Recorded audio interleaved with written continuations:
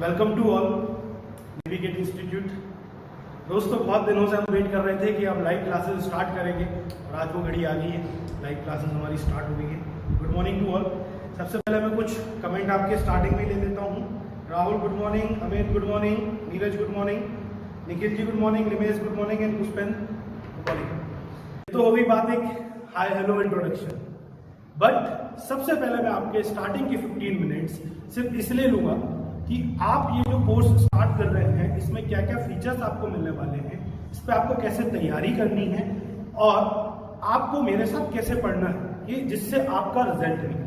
तो दोस्त, किसी भी एग्जाम की तैयारी करने के पहले हमें उसकी स्ट्रेटेजी, उसके प्रॉस एंड कॉन्स पता होना चाहिए कि क्या उसके ड्रॉबैक है, क्या उसकी सही चीजें हैं। तो सबसे पहले मैं आपको बता दूं कि अगर मेरी वॉइस आपको ऑडिबल नहीं हो रही है तो आप माइक लगा लें या हेडफोन्स लगा लें। हेडफोन्स होंगे सबके पास, तो आप हेडफोन्स लगा लें तो आपको क्लियरली ऑडिबल हो जाए। दोस्त, पीईबी प्रोफेशनल एग्जामिनेशन बोर्ड, इसको पहले बोलते थे व्यापक। इसका कौन सा एग्जाम है? सब इंजीनियर ग्रेड 3। ग्रेड 3 क्यों बोलते हैं इसको? क्योंकि ग्रेड 3 लेवल की पोस्ट है, इसलिए इसको क्या बोलते हैं? ग्रेड 3। किसके लिए बात कर रहे हैं हम? 2020 के लिए। 2020 तो ठीक है। अब बात आती है कि सर बहुत ज्यादा डाउट है बच्चों को, जैसे आप लोग तो ऑलरेडी इनरोल्ड हैं, पर बच्चों को डाउट है सर इसमें डिप्लोमा वाले एलिजिबल हैं या इंजीनियरिंग वाले। तो आपको बता देता हूं, डिप्लोमा इसमें क्या है? Minimum qualification. मिनिमम मतलब मिनिमम आपका डिप्लोमा कंप्लीट होना चाहिए। इट मींस मिनिमम क्वालिफिकेशन, या आपकी डिग्री बी या बीटेक कंप्लीट होना चाहिए। क्योंकि आप लोग सिविल ब्रांच से हैं तो ये कंप्लीट होना चाहिए। कब कंप्लीट होना चाहिए? At the time of form filling, जब इसके फॉर्म आएंगे ये दोनों चीजें आपकी कंप्लीट होनी चाहिए, या तो डिप्लोमा या तो डिग्री, तो ही आप एलिजिबल हैं, अदरवाइज नहीं है। तो अभी जिनके एग्जाम नहीं हुए फाइनल ईयर के, उनके जुलाई एंड में हो जाएंगे, तो दे आर एलिजिबल। ओके, तो ये तो हुई बात कि हम कौन से कोर्स की तैयारी कर रहे हैं। अब इस कोर्स में हम आपको क्या क्या सपोर्ट देने वाले हैं वो भी मैं आपसे बात करूंगा, बट सबसे पहले मैं बात कर लेता हूं एग्जाम पैटर्न। दोस्त, एग्जाम पैटर्न की मैं जो बात कर रहा हूं, ये एग्जाम पैटर्न 2018 के अकॉर्डिंग मैं आपको बता रहा हूं। 2019 में इसका एग्जाम नहीं हुआ, 2020 में आएगा। व्यापम ही इसको लेने वाला है, ये तय है। और जब व्यापम ही लेगा तो आप ये मान के चलिए कि एग्जाम आपका 2018 के पैटर्न से होना है। जस्ट बिकॉज 2017 में इसका सिलेबस चेंज हुआ था, तो वही सिलेबस आपका 2020 में रहने वाला है। इसका नोटिफिकेशन जुलाई फर्स्ट वीक और हो सकता है थोड़ा सा डिले आए, तो आपका एग्जाम में भी सितंबर और अक्टूबर तक जाए, बट ये इस साल एग्जाम होने वाला है, ये तय है। तो इसके पैटर्न की अगर मैं बात करूं तो इसमें टोटल कितने क्वेश्चन आएंगे?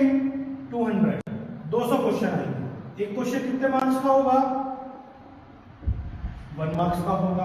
अब ये 200 क्वेश्चन कैसे आएंगे? तो दोस्त, दो पार्ट है, टेक्निकल एंड नॉन टेक्निकल। तो 100 क्वेश्चंस आपके आएंगे सिविल ब्रांच से, सिविल के लिए, एंड 100 क्वेश्चंस आपके आएंगे नॉन टेक्निकल पार्ट्स। अब ये पेपर क्या दो चरण में होगा? 100 क्वेश्चन का अलग पेपर होगा, 100 क्वेश्चन का अलग नहीं। आपका सिर्फ एक पेपर होगा जिसमें डायरेक्ट 200 क्वेश्चन आएंगे, और कितने आवर्स का होगा? 3 आवर्स का होगा। क्लियर? अब मैं बात करूं तो इसमें नेगेटिव मार्किंग नहीं है, नेगेटिव मार्किंग नहीं है। इट मींस जब भी आप एग्जाम देंगे तो नेगेटिव मार्किंग नहीं है। 3 घंटे में 200 क्वेश्चन सॉल्व करना है। इट मींस बहुत बेसिक से क्वेश्चन आना है, डीप नॉलेज या डीप कॉन्सेप्ट से आपका पेपर नहीं बनेगा, क्योंकि इतने कम समय में आपको 200 क्वेश्चन करने हैं। टेक्निकल के 100 क्वेश्चन, नॉन टेक्निकल के 100 क्वेश्चन। क्लियर है?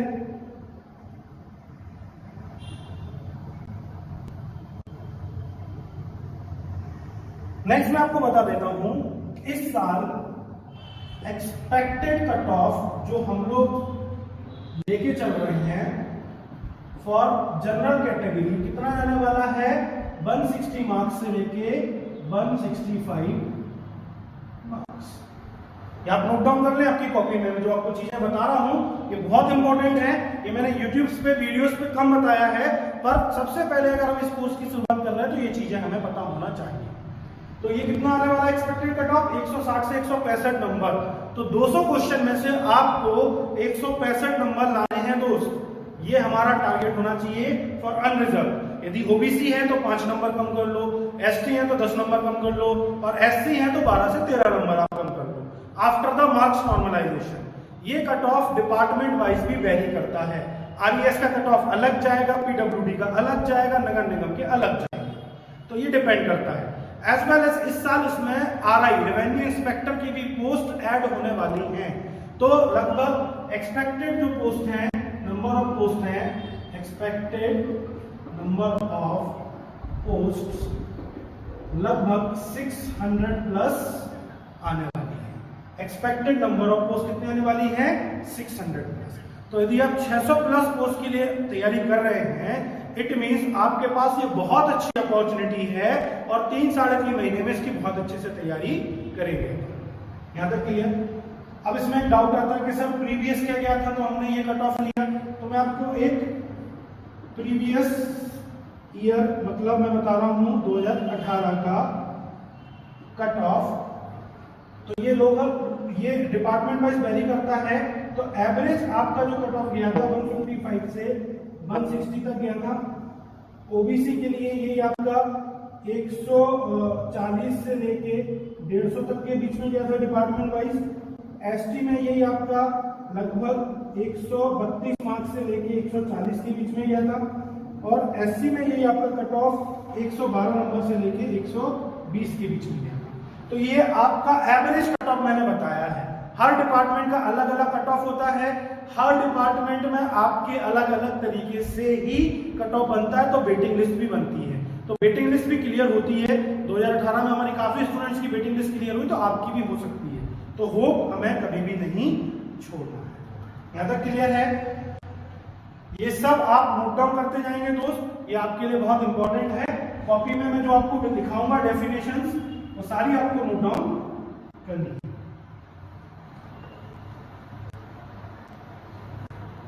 चलिए, अब मैं आपसे बात कर रहा हूं इस कोर्स में, सिविल इंजीनियरिंग में हम आपके कौन कौन से सब्जेक्ट कवर करने वाले हैं और कौन कौन से सब्जेक्ट्स का कितना वेटेज रहता है व्यापम सब इंजीनियर, बीईबी सब इंजीनियर में एवरेज वेटेज क्या रहता है। तो हम एक एक करके पहले technical and then non technical का वेटेज देखते जाएंगे। तो सबसे पहले मैं बात कर रहा हूं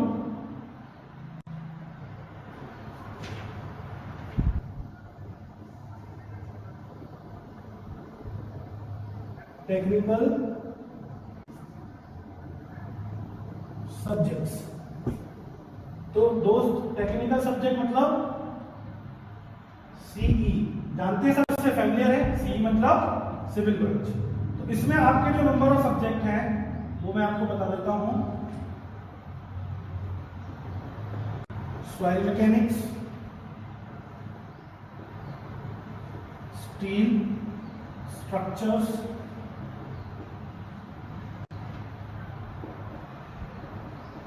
आरसीसी, सोम,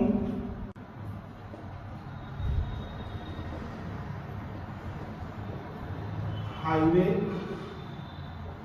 इंजीनियरिंग। इसके बाद आप आएंगे 6th railway engineering. Note down करते जाइए, ये सब आपके काम के हैं। बिल्डिंग मटेरियल, और इसी को हम बोलते हैं building construction. Next QSC, next surveying, next PHE and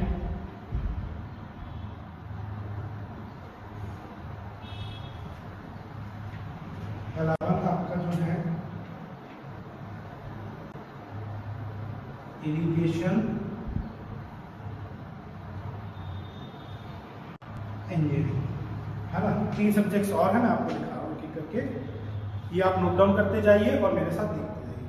अब दोस्त क्या है, सिविल इंजीनियरिंग में बहुत सारे सब्जेक्ट हैं, पर हमने आपके टोटल जो सब्जेक्ट्स हैं ये 15 सब्जेक्ट्स में तोड़ दिए हैं, जो टोटल आपका व्यापम का सिलेबस है। अब जब नोटिफिकेशन आता है व्यापम सब इंजीनियर का, तो उसमें वो एक चीज बोलते हैं कि डिप्लोमा सिविल इंजीनियरिंग का सिलेबस। अब डिप्लोमा सिविल इंजीनियरिंग का सिलेबस मतलब first sem, second same, third same, fourth same, fifth sem, sixth same, मतलब 3 साल का डिप्लोमा होता है, तो तीनों साल का सिलेबस। तो तीनों साल का आप सिलेबस देखोगे तो टोटल हमने इसको 15 सब्जेक्ट में डिस्ट्रीब्यूट किया है। तो सबसे पहले मैं बात कर रहा हूं सॉइल मैकेनिक्स, इसको हम जियोटेक इंजीनियरिंग भी बोलते हैं। इसमें से लगभग 10 से 12 क्वेश्चंस बनते हैं, मतलब एवरेज आप अगर देखोगे 2016-13 से भी, तो 10 से 12 क्वेश्चन आपके सॉइल मैकेनिक्स में से आते ही आते हैं। नेक्स्ट में बात करूं स्टील स्ट्रक्चर्स, तो एवरेज इसमें 8 से 12 क्वेश्चंस आपके करते हैं। तो ये वैरी करता है दोस्त, ऐसा नहीं है कि मैंने बोल दिया कि 10 से 12 क्वेश्चन तो 10 ही क्वेश्चन आ गए। ये 10 की जगह 11 हो सकते हैं, 12 की जगह 13 हो सकते हैं, पर मिनिमम आपका 10 आएगा। ये है कहने का मतलब ये। आरसीसी मतलब रेनफोर्समेंट सीमेंट कंक्रीट, इस वाले सब्जेक्ट में से, स्ट्रक्चर वाले सब्जेक्ट में से अगेन 8 से 12। तो स्टील और आरसीसी का एक जैसा वेटेज है, और इसीलिए जब भी व्यापम सब इंजीनियर होता है आप देखोगे स्टील की और आरसीसी के बहुत सारे क्वेश्चन देखने के लिए मिलते हैं। नेक्स्ट में बात कर रहा हूँ स्ट्रेंथ ऑफ मटेरियल, तो इसके लगभग 10 से 12 क्वेश्चन आपके आते हैं सोम में से। नेक्स्ट हाईवे इंजीनियरिंग, तो हाईवे इंजीनियरिंग से आते हैं 2 से 4 क्वेश्चन। दोस्त हाईवे इंजीनियरिंग मतलब ट्रांसपोर्टेशन, और ट्रांसपोर्टेशन इंजीनियरिंग को 2 पार्ट में तोड़ा है, इसमें ब्रिज इंजीनियरिंग नहीं आता। व्यापम सब इंजीनियर में आता है हाईवे इंजीनियरिंग और रेलवे। हाईवे में भी जो हम पढ़ते हैं ना बिटुमन पेमेंट्स वगैरह, उसके बारे में सेम। आपका अगर मैं बात करूं रेलवे इंजीनियरिंग में से, तो इसमें से भी 2 से 4 क्वेश्चंस आपके बनते ही बनते हैं। तो ये बात मैं कर रहा हूं सब्जेक्ट वाइज, तो आपका एवरेज क्वेश्चंस आते हैं पेपर में। नेक्स्ट मैं आपसे बात करूं बिल्डिंग मटेरियल या बिल्डिंग कंस्ट्रक्शन, तो 20 से 26 क्वेश्चंस आपके आते हैं। तो एकमात्र ऐसा सब्जेक्ट है जिसका बहुत ज्यादा वेटेज है, कौन सा? बिल्डिंग मटेरियल या बिल्डिंग कंस्ट्रक्शन। ये सेम है, सब्जेक्ट के 2 नाम हैं, जैसे आपके घर का नाम है, स्कूल का नाम है, तो ऐसे ये 2 नाम हैं, पर इसमें से 20 से 26 क्वेश्चन के बीच में आते हैं। मतलब अगर 100 टेक्निकल क्वेश्चन आने तो 20 क्वेश्चन बिल्डिंग मटेरियल से आने ही आने हैं। तो ये सब्जेक्ट बहुत ज्यादा इंपॉर्टेंट है, इसके जितने ज्यादा क्वेश्चन हम प्रैक्टिस करेंगे उतना नियर हम पहुंच जाएंगे। नेक्स्ट मैं बात कर रहा हूं क्यूएससी। क्यूएससी का फुल फॉर्म है quantitative surveying estimation and costing, short form में इसको बोलते हैं क्यूएससी। इसमें से 6 से 9 क्वेश्चंस आपके आएंगे ही आएंगे एवरेज। नेक्स्ट मैं बात कर रहा हूं सर्वेइंग, तो इसके लगभग 6 से 10 क्वेश्चन के बीच में आपके आने वाले हैं। नेक्स्ट मैं बात कर रहा हूं पीएचई। पीएचई मतलब आपका एनवायरमेंटल इंजीनियरिंग, एनवायरमेंटल इंजीनियरिंग। तो आपका ये व्यापम में पीएचई के नाम से, पब्लिक हेल्थ इंजीनियरिंग के नाम से है सब्जेक्ट। ये एनवायरमेंटल इंजीनियरिंग है, इसमें 1 और 2 नहीं है जैसा इंजीनियरिंग में होता है, इसमें डिप्लोमा लेवल का है। और ये पहले 1 या 2 क्वेश्चन आते थे, और इस साल इसका वेटेज कम से कम 3 से 5 क्वेश्चन का रहने वाला है, क्योंकि एनवायरमेंट का पार्ट सब में बहुत ज्यादा आने लग गया है। नेक्स्ट में बात कर रहा हूँ इरिगेशन इंजीनियरिंग, तो इसमें 2 से 4 क्वेश्चन के बीच में आएगा।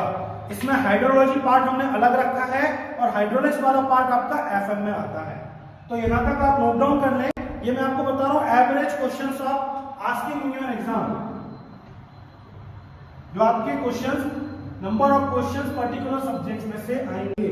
ये सब्जेक्ट एनालिसिस है, क्योंकि अगर हम तैयारी चालू कर रहे हैं तो ये हमें पता होना चाहिए कि कौन से सब्जेक्ट का वेटेज ज्यादा है और किस सब्जेक्ट को हमें कैसे पढ़ना है। नेक्स्ट जो आपका 12th है, that is engineering, hydrology, 13 fluid mechanics and hydraulics. Next applied mechanics, and last concrete technology। मैं आपको इसमें बता दूं कि हाइड्रोलॉजी में आपके लगभग 2 क्वेश्चन से ज़्यादा नहीं पूछे जाते हैं और फ्लूइड मैकेनिक्स में 8 से 11 क्वेश्चन के बीच में आते हैं, एप्लाइड मैकेनिक्स में 8 से 10 क्वेश्चन के बीच में आते हैं और कंक्रीट टेक्नोलॉजी में 2 से 3 क्वेश्चन एवरेज आते हैं। कहने का मतलब ये है दोस्त कि इरिगेशन और हाइड्रोलॉजी अलग अलग है, हमने अलग अलग कर दिया। अगर आप देखेंगे तो सिलेबस में उसको सेम लिखा हुआ है इरिगेशन के साथ हाइड्रोलॉजी, पर हमने इसको अलग अलग इसलिए किया क्योंकि जब आप हाइड्रोलॉजी पढ़ते हैं तो थोड़ा आप इरिगेशन से अलग चले जाते हैं डिप्लोमा में, इसलिए सब्जेक्ट को हमने अलग रखा है। इसको हम बोलेंगे इंजीनियरिंग हाइड्रोलॉजी। 2 क्वेश्चन इसके आने वाले हैं, फ्लूइड मैकेनिक्स और हाइड्रोलिक्स, एक ही पार्ट में है तो 8 से 11 क्वेश्चन इसमें बनते हैं। एफएम इसको हम बोलते हैं शॉर्ट फॉर्म में। एप्लाइड मैकेनिक्स में 8 से 10 क्वेश्चन, जो आप इंजीनियरिंग मैकेनिक्स पढ़ते हैं इंजीनियरिंग में बचपन में आपके फर्स्ट सेम में इंजीनियरिंग में।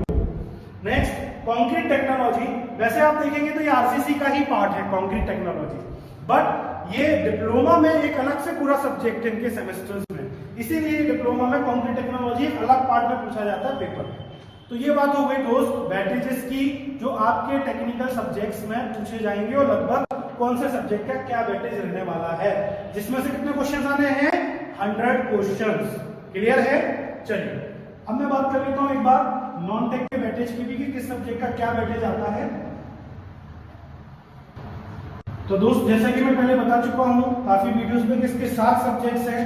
तो सबसे पहले एमपी जीके, नेक्स्ट अगर मैं बात करूं तो general Hindi, general English, 4th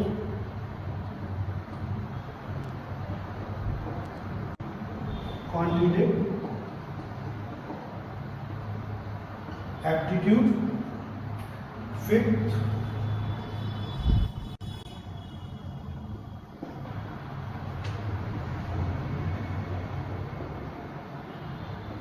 reasoning, 6th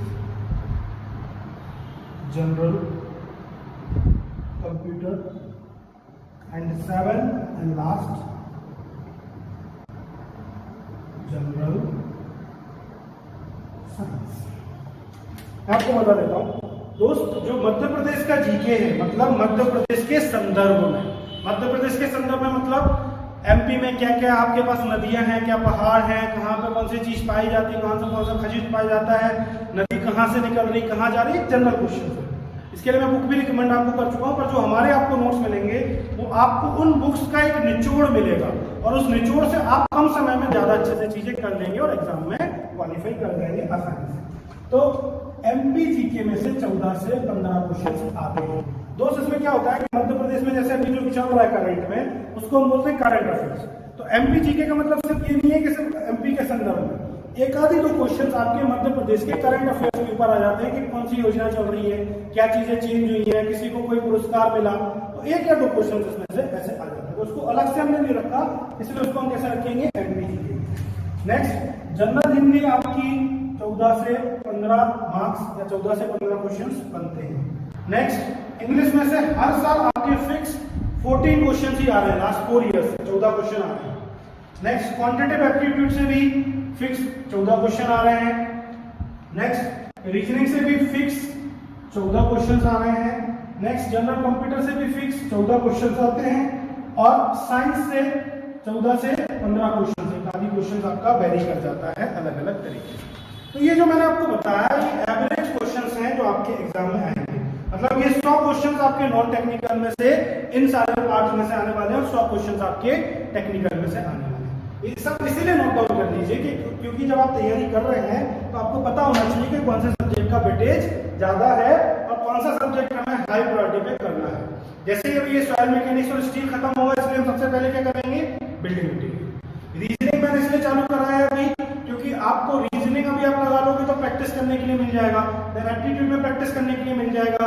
general science general computer में एक बार आपने थ्योरी पढ़ी तो हैंड टू हैंड प्रैक्टिस कर लेना है। तो ये अपन एंड में इसलिए करेंगे क्योंकि उस समय आपका हरा हरा रहेगा। जैसे घोड़े को घास खिलाते हैं ना, तो हरी खाने में अच्छी लगती है, हमें ऐसे ही खानी है, आखिरी में खाने ये सब्जेक्ट जिसमें वो हरा हरा रहे, जब एग्जाम में जाए तो कोई कम से क्वेश्चन बन जाए।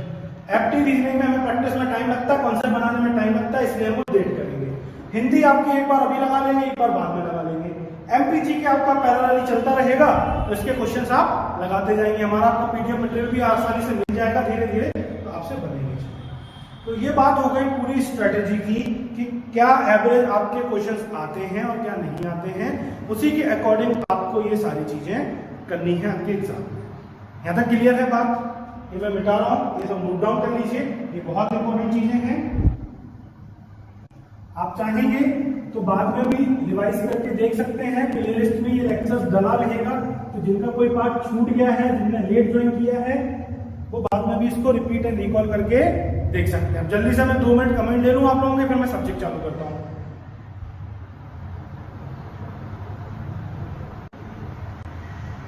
बेटा नीरज, अगर आवाज शुरू आ रही है तो आप हेडफोन लगाइए, बिकॉज लाइव क्लासेस में बेटा हेडफोन का इस्तेमाल आपको करना पड़ेगा हमेशा। ये थोड़ा सा ड्रॉबैक है लाइव क्लास का हमेशा, बट इतनी आई थिंक ऑडिबल वॉइस तो आ रही है जो आप आसानी से सुन सकते हैं। तो ये हो गई बात अपनी कि कौन से सब्जेक्ट का क्या वेटेज रहने वाला है, क्या एग्जाम का पैटर्न रहने वाला है, एक्सपेक्टेड कट ऑफ क्या जाने वाला है, ये सारी चीजें आपकी हो गई। इसकी सैलरी आखिरी में मैं आपसे डिस्कस कर देता हूँ। 34,800 कुछ अकाउंट में आती है, ग्रेड 3 है, 6 पे कमीशन अभी मध्य प्रदेश में लगा हुआ है। बेसिक पे ग्रेड आप देखेंगे तो 3600 का है, तो कहीं ना कहीं जब 7 पे ग्रेड लगेगा तो ये सैलरी आपकी 48,000 के अराउंड आपके अकाउंट में आएगी, जो कि आपकी 2020 में लगना था, क्योंकि कोरोना के कारण ये डिले हो गया है, तो हो सकता है दिसंबर तक लगे। इट मींस आपकी ज्वाइनिंग होगी तो आपका 7 पे कमीशन लग जाएगा। यहाँ तक क्लियर है?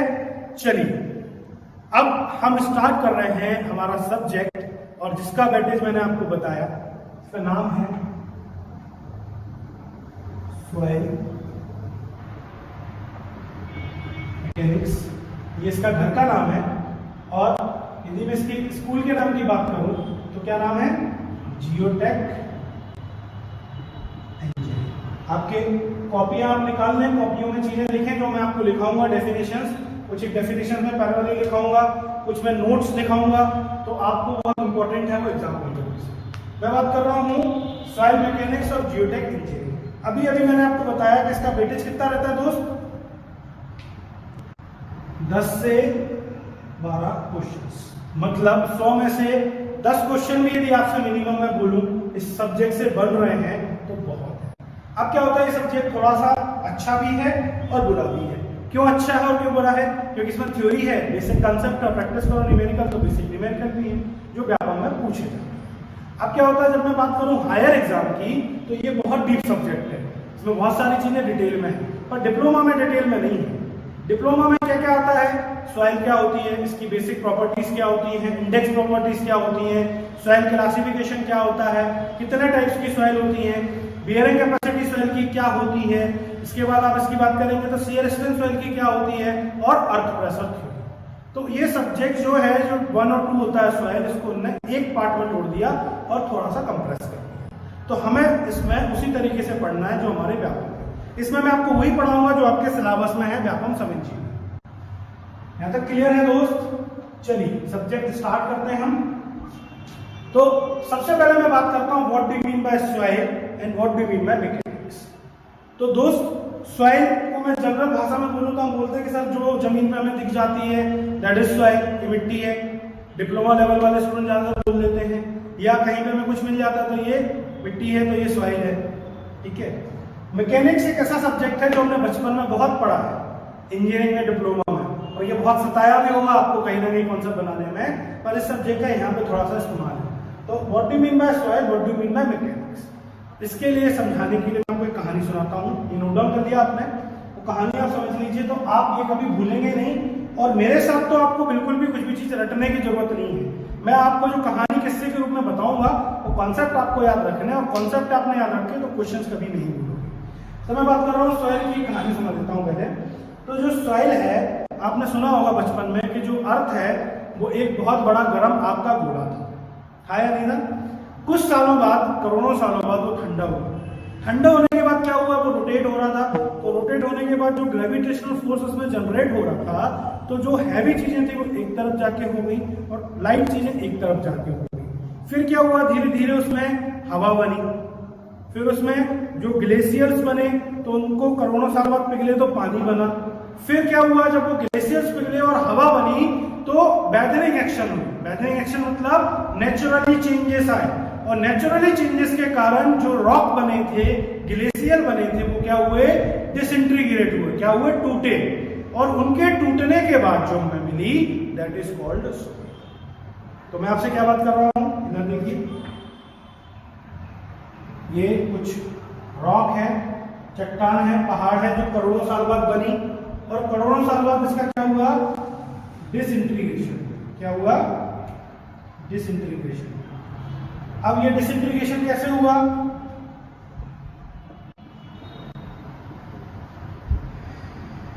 डिसइंटीग्रेशन कैसे हुआ, वेदरिंग एक्शन के कारण।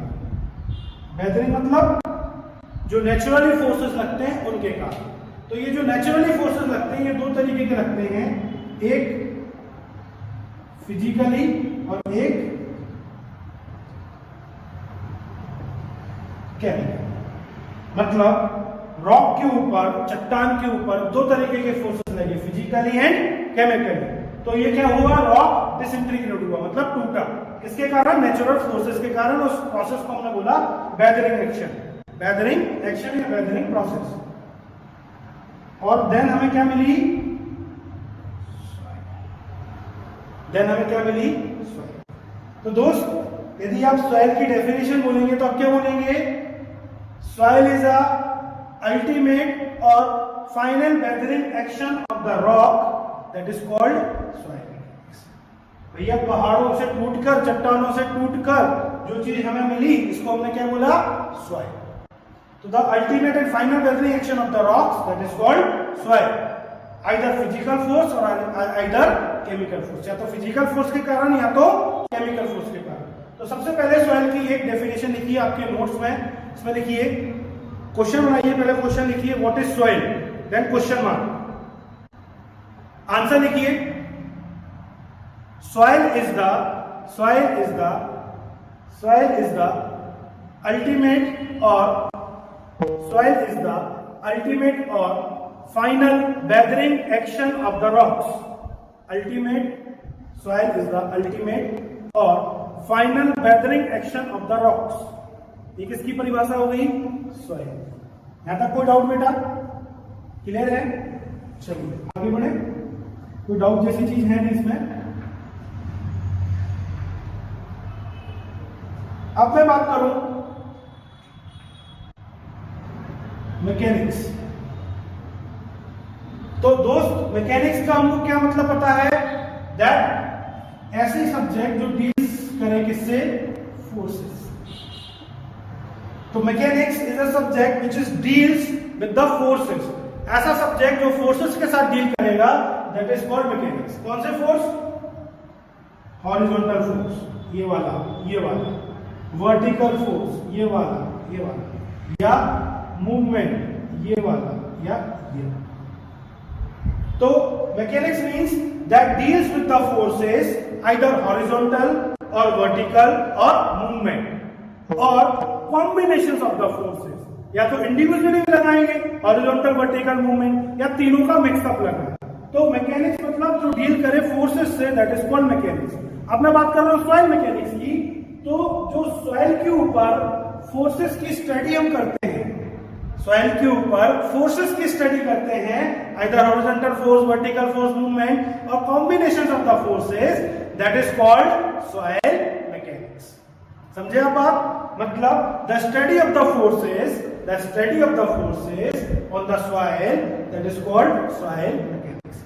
फोर्सेस की स्टडी को सॉइल के ऊपर करने को हम सॉइल मैकेनिक्स बोलते हैं। ये हो गई बिल्कुल बेसिक बात। जैसे हम एक घर बनाते हैं तो नींव खोदते हैं ना, तो सबसे पहले सॉइल निकालते हैं ना। तो हमने सब्जेक्ट का क्या निकाल लिया कि भैया ये नींव कैसे खुदी, हमने ये नींव खोद लिया आज अपनी। याद रखना हमेशा, इंटरव्यू में भी पूछा जाए ना, कभी व्यापम में नहीं होता पर कभी कोई पूछ लेना तो आपको एक ही डेफिनेशन बोलनी है सॉइल की। सॉइल की क्या बोलोगे? Soil is the ultimate and final weathering action of the rocks in which it deals with the study of the forces that is called soil mechanics. ये आपकी परिभाषा होनी चाहिए। तो लिखिए क्वेश्चन, व्हाट इज मैकेनिक्स। अभी अपन ने पहले क्वेश्चन लिखा था व्हाट इज सॉइल, दूसरा क्वेश्चन लिखिए what is mechanics, question mark बनाइए, आंसर लिखिए। It is N combination of the forces, it is N combination of the forces either horizontal or vertical or movement or any combinations of these तो ये मैंने परिभाषा लिखाई आपको mechanics. तो मैंने आपको लिखा है सॉइल की परिभाषा, मैंने आपको लिखा है मैकेनिक्स की परिभाषा। तीसरे नंबर में आप क्वेश्चन बनाइए what is soil mechanics, question बनाइए what is soil mechanics, question mark, answer लिखिए। The study of the different types of the forces, the study of the different type of the forces on the soil mechanics, the study of the different type of the forces on the soil is called soil mechanics, it's called soil, गर्मी बहुत है, it's called soil mechanics। तो हमने भी बात करी दोस्त कि सॉइल जो है वो अल्टीमेट और फाइनल वेदरिंग एक्शन के कारण मिला, रॉक्स को डिसइंटीग्रेशन होके मिला, वो हुई सॉइल, और उसके ऊपर फोर्सेस की स्टडी को हम क्या बोल रहे हैं, सॉइल मैकेनिक्स। ये तो इसका घर का नाम, जैसे चिंटू मिंटू होता ना, छोटू मिंटू, एक होता है स्कूल का नाम राहुल अजय, तो इसका एक स्कूल का नाम है जियोटेक इंजीनियरिंग। क्या नाम है, जियोटेक इंजीनियरिंग। जियो का अर्थ होता है, ये ग्रीक वर्ड है, इसका अर्थ होता है, इसका मतलब होता है अर्थ। अर्थ मतलब अगेन सॉइल, मतलब अर्थ से मतलब वो आपका सराउंडिंग, वो पृथ्वी नहीं है, अर्थ से मतलब सॉइल। अगर आप बोलेंगे जमीन में जो मिट्टी डली है, बोलते हो ना अर्थ वर्क कर रहे हैं, तो इसको क्या बोलेंगे, अर्थ। ये ग्रीक वर्ड से निकला जियो। टेक मतलब टेक्निकल, तो टेक्निकल क्या, प्रॉपर्टी, और इंजीनियरिंग मतलब उसका बिहेवियर। तो अर्थ की टेक्निकल प्रॉपर्टीज के बिहेवियर की स्टडी को क्या बोल दिया इन्होंने, जियोटेक इंजीनियरिंग। दोस्त कान एक ही है, चाहे ऐसे पकड़ लो और चाहे ऐसे पकड़ लो, कान एक ही पकड़ा है। और उन्होंने क्या किया, अर्थ की टेक्निकल प्रॉपर्टी की या बिहेवियर को चेंज की स्टडी को हम क्या बोलने लग गए हैं, जियोटेक इंजीनियरिंग। तो आपको बहुत सारी बुक्स में टाइटल मिलता है जियोटेक इंजीनियरिंग या सॉइल मैकेनिक्स, तो दोनों एक ही है सब्जेक्ट। तो जल्दी से इसकी डेफिनेशन लिख लीजिए जियोटेक इंजीनियरिंग की। क्वेश्चन लिखिए what is geotech engineering, question mark, और इसमें लिखिए the study of the technical properties, the study of the technical properties, bracket में लिखेंगे फोर्सेस, ब्रैकेट में लिखेंगे फोर्सेस, ब्रैकेट क्लोज। तो मैंने बोला the study of the technical properties forces on the soil, और ब्रैकेट में लिखेंगे अर्थ, ऑन द सॉइल, और ब्रैकेट में लिखेंगे earth, bracket close, is called geotech engineering, is called geotech engineering. मैं फिर से रिपीट करता हूं, the study of the technical properties on the soil is called geotech engineering. तो इसका स्कूल का नाम हो गया अजय विजय जो भी है, और इसका चिंटू मिंटू घर का नाम हो गया। अगर मैं बोलाऊं तो दोनों सेम चीज है। अगर आपसे कोई बोले कि what do you mean by soil mechanics, तो आपको एक लाइन में बोलना है the study of the forces on the soil that is called soil mechanics, और the study of the forces, the study of the technical properties of the soil that is called geotech engineering. तो बस definition same है, मतलब same है, सिर्फ दो नाम इसके उन्होंने दिए हैं, और 10 से 12 क्वेश्चन आपके इसमें से पूछे जाने वाले हैं व्यापन सब इंजीनियर में। यहां तक कोई डाउट, कोई नहीं? चलिए आगे बढ़ते हैं। अभी मैं आपके कमेंट्स भी लूंगा, थोड़ा सा बेस बन जाए। तो मैंने आपसे बोला कि रॉक जो है वो डिसइंटीग्रेट हुआ, तो इधर आप देखेंगे, एक मिनट, रॉक जो है वो दो तरीके से डिसइंटीग्रेट होगा दोस्त, एक्सटर्नली और इंटरनली। फिर इसमें क्या होगा,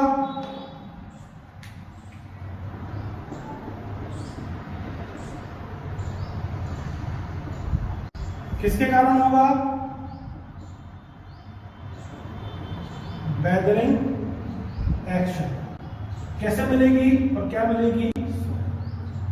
आप इधर समझिए, जो आपका पहाड़ है जो करोड़ों साल बाद बन गया अर्थ के ऊपर, ये एक एक्सटर्नली फोर्स लगा, एक इंटरनली फोर्स लगा, उसके कारण आपका ये रॉक क्या हुआ? डिसइंटीग्रेट हुआ। कौन से? Weathering action. जो एक्सटर्नली इंटरनली लग रहा है, मैं इसको क्या बोल रहा हूं? Weathering action. और क्या मिली? सॉइल। क्या मिली? सॉइल। अब आप समझो एक्सटर्नली क्या और इंटरनली क्या। अगर मैं एक्सटर्नली को और बोलूं तो मैं इसको क्या बोलूंगा? फिजिकली। और इंटरनली को मैं बोलूं तो क्या बोलूंगा? केमिकली। अब आप समझना एक चीज मैं आपसे क्या बोलना चाह रहा हूं। एक होता है फिजिकल फोर्स और एक होता है केमिकल फोर्स। एक होता है एक्सटर्नल, एक होता है इंटरनल। यदि मैं इस बोतल की बात करूं, आप बिल्कुल सिंपल सा एग्जांपल समझिए, और बाहर से मैं इसमें कुछ फोर्स लगा रहा हूं, तो ये कैसा हुआ? एक्सटर्नल। कैसा हुआ? एक्सटर्नल। और मैं कैसे लगा रहा हूं? फिजिकल। फिजिकल क्यों? क्योंकि मैं इसको टच कर रहा हूं, तो उस फोर्स को मैं क्या बोल रहा हूं? Physical force. अब मैं बात करूं कि इस रॉक में इंटरनली फोर्स लग रहा है, मतलब अंदर की तरफ, तो अंदर की तरफ ये जो वाटर प्रेजेंट है या इसके सराउंडिंग जो चीज प्रेजेंट होगी अंदर, वही फोर्स लगाएगी। तो इसी फोर्स को मैं क्या बोल रहा हूं? Internally force. या केमिकल रिएक्शन हो रहा है अंदर, तो मैं क्या बोल रहा हूं? Chemical force. अब आप समझिए कि फॉर एग्जांपल ये रॉक है और रॉक में फिजिकली कोई फोर्स लगे और एक्सटर्नली कोई फोर्स लगे, और उसके कारण अगर आपकी सॉइल टूटे तो that is called external force और फिजिकल फोर्स, जो आपका रॉक टूटे। और अंदर से केमिकल रिएक्शन हो या इंटरनली फोर्स लगे तो उसको आप क्या बोलोगे? इंटरनली फोर्स और केमिकली फोर्स। अब दोस्त, रॉक के केस में क्या होता है? कुछ फोर्सेस आपके एक्सटर्नली लगते हैं और कुछ फोर्सेस आपके इंटरनली लगते हैं। या आप ऐसा बोले, कुछ फोर्स फिजिकली लगते हैं और कुछ फोर्स आपके कैसे लगते हैं? केमिकली। तो सबसे पहले मैं बात कर लेता हूं फिजिकल फोर्स। आपने बहती हुई नदी देखी होगी। फॉर एग्जांपल अगर ये पहाड़ है और बहती हुई नदी इसमें टकरा रही है, तो जो पानी टकरा रहा है तो कहीं ना कहीं इसको थोड़ा सा उखाड़ के ले जाएगा। तो ये फोर्स कैसा हुआ? बाहर से लगा तो एक्सटर्नली, और फिजिकली ब्रेक किया तो कैसा हुआ? फिजिकली। ठीक है। हवा चली और हवा ने रॉक को तोड़ दिया, तो हवा के कारण ये कैसा फोर्स लगा? फिजिकली। और टूट के बिखरा तो कैसा फोर्स हुआ? एक्सटर्नली और फिजिकली। तो ऐसे ही फोर्स को हम क्या बोल रहे हैं? एक्सटर्नली और फिजिकली। अब मैं बात कर रहा हूं इंटरनली और केमिकली। तो दोस्त, केमिकल रिएक्शन कभी आपने देखी है? नहीं, केमिकल रिएक्शन कभी नहीं देख पाते, खासतौर पे हम सिविल वाले बिल्कुल नहीं देख पाते। तो केमिकल मतलब कुछ इंटरनल उसमें रिएक्शन हो रहा है, कुछ लोचा हो रहा है, और उस इंटरनल रिएक्शन के कारण आपकी चट्टान टूट जाए। अब ये इंटरनल रिएक्शन कैसे होगा? इंटरनल केमिकल कैसे लगेगा? तो दोस्त, एटमॉस्फेयर में, सराउंडिंग्स में बहुत सारे गैसियस सब्सटेंसेस प्रेजेंट हैं, जैसे oxygen, CO2, nitrogen, sodium, carbon monoxide. ये ऐसे गैसीय सब्सटेंस हैं जो हमारे रॉक को इंटरनली रिएक्ट करते रहते हैं। पर ये रिएक्शन 1 साल या 2 साल में कंप्लीट नहीं होती है, 100 से 150 साल में कंप्लीट होती है। तो 100 से 150 साल में इंटरनली वो उसमें वर्क करते रहेंगे, फिर धीरे धीरे करके वो तोड़ेंगे रॉक को। तो ऐसे फोर्स को हम बोल रहे हैं इंटरनली फोर्स और केमिकली। और जो बाहरी तरीके से डैमेज कर रहे हैं रॉक को या डिसइंटीग्रेट कर रहे हैं, ऐसे फोर्स को हम बोल रहे हैं फिजिकली और केमिकली। तो इसको आप समझेंगे तो आप ये डायग्राम बना लीजिए। ये कोई बुक का डायग्राम नहीं है, बहुत इंपॉर्टेंट डायग्राम है जो आपके काम में आएगा। यहां तक क्लियर है? तो अब हम लिस्ट बना लेते हैं कि कौन कौन से फोर्स आपके एक्सटर्नल फोर्स और फिजिकल फोर्स और कौन कौन से इंटरनल फोर्स हैं जिससे आपका जो रॉक है वो डिसइंटीग्रेट होता है। और दोस्त, यहीं से आपका सॉइल मैकेनिक्स में पहला क्वेश्चन व्यापम सब इंजीनियर में बनता है, जो कि बहुत बेसिक है, बहुत डीप कॉन्सेप्ट नहीं है, ये बेसिक कॉन्सेप्ट है। अभी मैंने सॉइल पढ़ाना चालू भी नहीं किया है, तो ये आप बना लीजिए।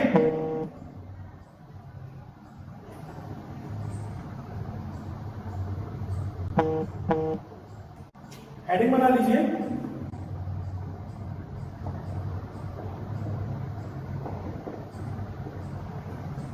फिजिकल फोर्स, या आप सब पेपर में बोले एक्सटर्नल फोर्स, फिजिकल फोर्स और एक्सटर्नल फोर्स। तो सबसे पहले ग्रेविटेशनल, आपको नोट्स मिलेंगे पीडीएफ फॉर्मेट में, पर ये डेफिनेशन जो मैं दिखा रहा हूं ये थोड़ा डिफरेंट है, और आपके खुद के नोट्स जो होंगे ये बहुत इंपॉर्टेंट है। Next snow force, next wind force, next glacier force,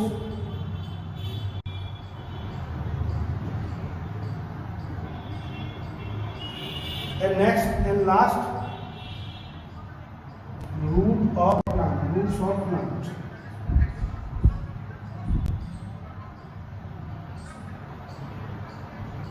अब आप समझिए, ग्रेविटेशनल मतलब खुद का वजन। खुद का वजन मतलब कैसे? यदि ये पहाड़ है, चट्टान है, रॉक है, और इसके ऊपर एक और, मैं बिल्कुल प्रैक्टिकल एग्जांपल दे रहा हूं आपको, रॉक है, रॉक 1 बोल दूं, रॉक 2 बोल दूं।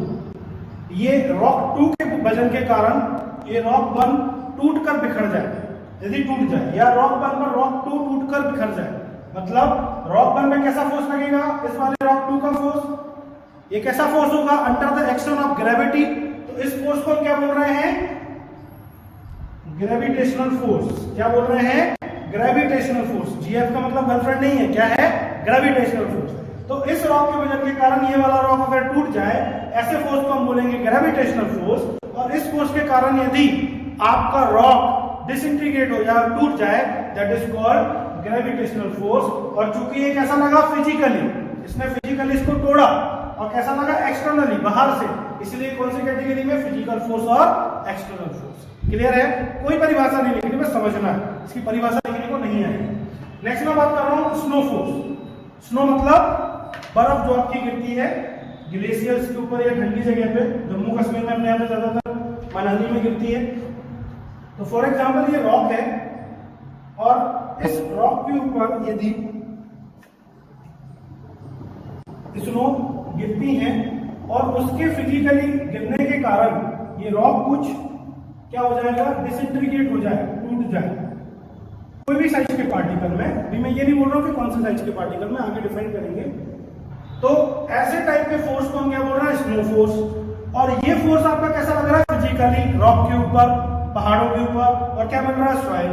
तो snow force is also physical force और एक्सटर्नल फोर्स, जिसके कारण रॉक आपका क्या हो? डिसइंटीग्रेट हो, टूटे, फिजिकल एक्शन के कारण, that is called snow force. तीसरा जो आपका है विंड फोर्स। अगेन ये रॉक है, ऊंचाई बहुत ज्यादा आती है रॉक की, तो हवा चलती है इस तरीके से, विंड चलती है, और इस विंड के कारण ये रॉक कुछ छोटे पार्टिकल्स में कन्वर्ट हो जाए, इसी को हम बोल रहे हैं अभी सॉइल। तो ऐसा फोर्स जो विंड के कारण रॉक को डिसइंटीग्रेट कर दे, जब आपका बहुत तेज हवा चलती है तो ये ऐसा होता है।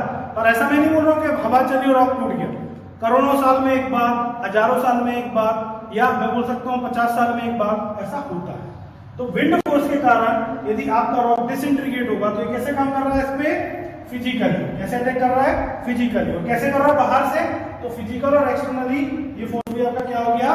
विंड फोर्स, जिसके कारण आपका क्या हो रहा है? डिसइंटीग्रेट। Next glacier force. तो ग्लेशियर फोर्स से सिर्फ इतना सा मतलब है कि जो आपके बर्फ के पहाड़ होते हैं, बर्फ के पहाड़ जब ग्लेशियर पिघलते हैं, जब आपका ग्लेशियर पिघलता है, ग्लेशियर पिघलता है तो बर्फ पिघलती है, और जब बर्फ पिघलती है तो वो टकराती है, यहां से पिघली तो नीचे की तरफ टकराएगी, और जब वो टकराती है तो इस रॉक को क्या करेगी? डैमेज करती है। उस फिजिकल फोर्स के कारण रॉक क्या होता है? डिसइंटीग्रेट होता है, टूटता है, और इसी फोर्स को हम क्या बोलते हैं? Glacier force. तो चट्टानों के पिघलने के कारण जो हमारा रॉक डिसइंटीग्रेट हो जाता है, that is called glacier force. Next है आपका लास्ट, रूट्स ऑफ प्लांट्स। ये डेफिनेशन नहीं लिखनी है दोस्त, ये डेफिनेशन नहीं आएगी, ये कॉन्सेप्ट है। मैं आपको सॉइल को अलग अलग तरीके से समझाना चाह रहा हूं, ये कॉन्सेप्ट आप समझ लेंगे तो आप कभी नहीं भूलेंगे। यदि रॉक्स में कुछ प्लांट्स लगे हुए हैं, फॉर एग्जांपल प्लांट लगा हुआ है,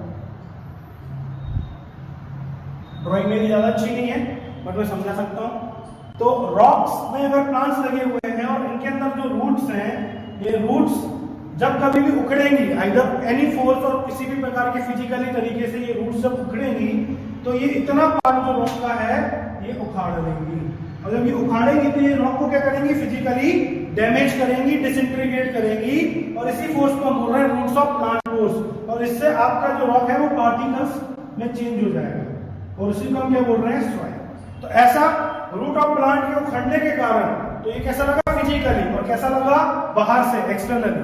तो ये जो लिस्ट है ये आपकी है एक्सटर्नल फोर्सेस और physical forces which is weathered, जो आपके लगते हैं रॉक्स में और जिसके कारण आपको क्या मिलती है, soil. Gravitational force, snow force, wind force, glacier force और रूट ऑफ प्लांट फोर्स। यहां तक कोई डाउट? मैं आपके भी डाउट्स लेने वाला हूं, थोड़ा सा टॉपिक कंप्लीट कर लें, मैं आपके डाउट्स लेता हूं। अगर आपके इस बीच में कोई डाउट होंगे तो आप मुझसे पूछ सकते हैं। तो मैंने बोला कि जो रॉक है वो दो तरीके से डिसइंटीग्रेट होगा, एक्सटर्नली, इंटरनली, या फिजिकली और केमिकली। तो अपन ने फिजिकल की बात कर ली, अब हम बात कर लें केमिकल फोर्स, या इसी को हम बोलेंगे इंटरनल फोर्स। इंटरनल मतलब अंदर से जो लग रहा है, अंदर से। तो मैंने आपको बताया अभी भी कि फॉर एग्जांपल ये रॉक है, अब इसके अंदर में कैसे फोर्स लगेगा भाई? यहां से कोई लगेगा क्या फोर्स, या यहां से कोई अंदर से फोर्स लग जाएगा? नहीं। इस रॉक के सराउंडिंग में क्या है, गैसियस सब्सटेंसेस प्रेजेंट है। क्या प्रेजेंट है? गैसियस सब्सटेंसेस, अलग अलग टाइप के। कौन कौन से सब्सटेंसेस प्रेजेंट है? तो एक लिस्ट बना लो सबसे पहले। तो O2 मतलब oxygen, hydrogen, nitrogen, acidic water, SOx, carbon monoxide etcetera. तो ऐसे गैसियस सब्सटेंसेस जो एसिडिक हों और रॉक के साथ आसानी से क्या कर लें, रिएक्ट कर लें, और उसके कारण ये रॉक क्या हो, टूट जाए, डिसइंटीग्रेट हो जाए। तो ऐसे फोर्स को हम बोल रहे हैं केमिकल फोर्स, क्योंकि ये केमिकल रिएक्शन करेगा तो केमिकल फोर्स। और अंदर से तोड़ रहा है, कोई फिजिकली वो जैसे आपके फिजिकल फोर्स डैमेज कर रहा है, जैसे डैमेज नहीं कर रहा है, अंदर से रिएक्ट करके रॉक को तोड़ रहा है। तो ऐसे फोर्स जो केमिकली रिएक्ट करें, ऐसे एजेंट, ऐसे गैसियस सब्सटेंसेस जो केमिकली रिएक्ट करें और रॉक को डिसइंटीग्रेट कर दें, that is called chemical force और internal force. It is an time taking phenomena. 100 से 150 साल या 100 से 120 साल में एक बार में एक केमिकल रिएक्शंस रॉक में कंप्लीट होती है, एक इंटरनल रिएक्शन। तो इसमें आप चाहें तो थोड़ा सा लिख लें, the agent is responsible for internal force और chemical force. The agent is responsible for chemical force और इंटरनल फोर्स, या केमिकल डिसइंटीग्रेशन और इंटरनल डिसइंटीग्रेशन। वो क्या था, फिजिकल डिसइंटीग्रेशन और external disintegration. Is O2, H2, N2, H2 मतलब acidic water, SOx, carbon monoxide, ऐसे बहुत अलग अलग टाइप की गैसियस सब्सटेंसेस प्रेजेंट हैं एटमॉस्फेयर में। क्लियर है यहां तक? तो हमने बोला कि रॉक का क्या हुआ, डिसइंटीग्रेशन हुआ। ये लिख लें बराबर, ये चीजें लिख लें जो बोर्ड पे लिखी हुई हैं, ये बहुत इंपॉर्टेंट है। ये लेक्चर सब बाद में रिपीट करके भी जितनी बार चाहें उतनी बार देख सकते हैं। यदि आप बीच में जुड़े हुए हैं, तो छूट गया आपका, तो आप देख सकते हैं। तो यदि मैं बात करूं दोस्त आपसे, अभी तक जो हमने पढ़ा, मैं अगर समराइज करूं कि भैया जो रॉक है इसमें क्या हो रहा है, डिसइंटीग्रेशन मतलब टूट रहा है। ठीक है, दो तरीके से टूट रहा है, एक्सटर्नली, और इसी को हम क्या बोल रहे हैं, फिजिकली, और इंटरनली, और इसी को हम क्या बोल रहे हैं, केमिकली। क्या हुआ ये रॉक, ये वर्ड याद रखना भैया, डिसइंटीग्रेट है ना,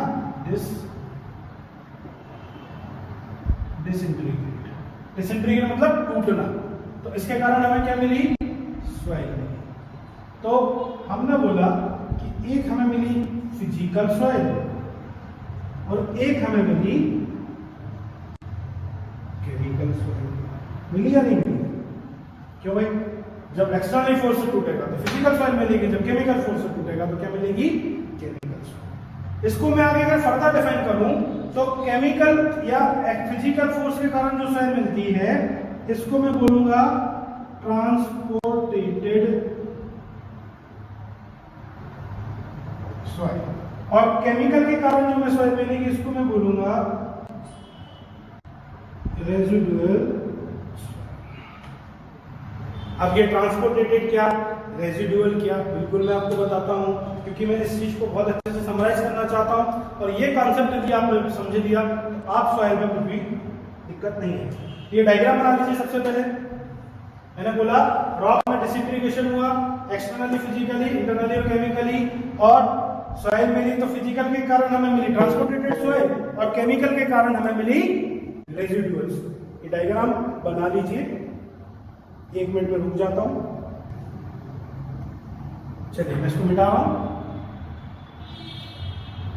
कॉपी आपको पेन रखना है साथ में, हेडफोन के साथ।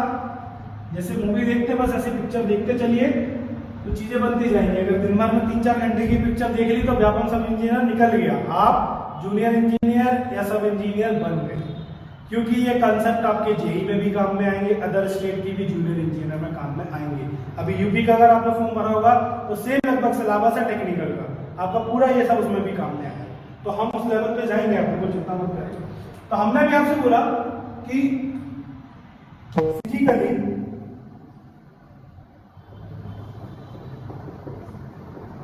और मैं इसको बोल दूं एक्सटर्नली, ये कारण हमें कौन सी सॉइल मिली, ट्रांसपोर्टेटेड।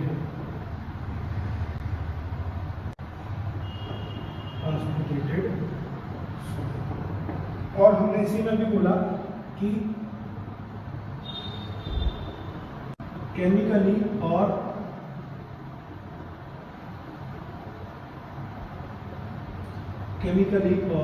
इंटरनली फोर्स के कारण हमें कौन सी सॉइल मिली,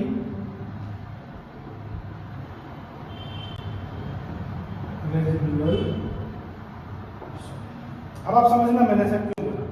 मैंने अभी आपसे बोला कि रॉक जो है वो आपका क्या हुआ, डिसइंटीग्रेट हुआ, एक फिजिकली और एक केमिकली, एक्सटर्नली या इंटरनली। अब आप समझना, जब कभी भी हम विंड फोर्स की बात करेंगे तो विंड फोर्स या रिवर फोर्स जब आपका लगेगा तो ये पार्टिकल्स में तोड़ेगा, फिर और छोटे पार्टिकल्स में तोड़ेगा, फिर और छोटे पार्टिकल्स में तोड़ेगा। कैसे ना, फॉर एग्जाम्पल आपका ये रॉक है, इसमें फिजिकली आपका विंड फोर्स, या आप एक एग्जांपल ले लें कि बहती हुई नदी का, रनिंग रिवर ऑफ वाटर का फोर्स लगा, तो दोस्तों इतना बड़ा रॉक है, ये छोटे पार्टिकल में कन्वर्ट हो जाएगी क्या, नहीं।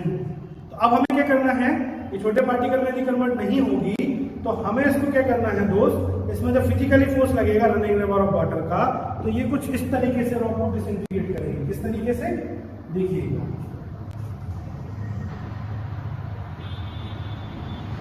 रॉक में running river of water force लगा तो ये कुछ इस तरीके से करेगा, फिर उसके बाद ये कुछ पार्टिकल्स में तोड़ेगा, और फिर ये हमें सॉइल की फॉर्म में देगा। मतलब रॉक की जो डिसइंटीग्रेशन है वो टूटना यहां से चालू हुआ और सॉइल हमें कहां मिली, यहां।